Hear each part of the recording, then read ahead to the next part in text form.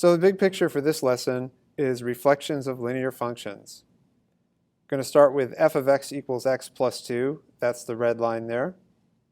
And then the blue line here, that's the vertical reflection. In other words, it's flipped over the x-axis.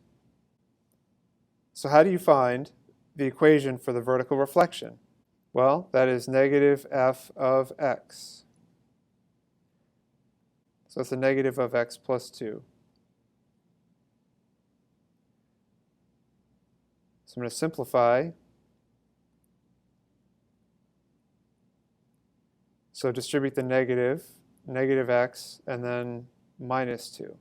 And if you look over here, the y-intercept is negative 2 and the slope is negative 1, so that is the correct equation. So that is a vertical reflection. Now we'll look at a horizontal reflection. Okay, now this is a horizontal reflection of f of x. In other words, it's reflected through the y-axis instead of the x-axis. And you can tell the transformation usually by looking at the intercepts. For example, notice the y-intercept is the same for both functions.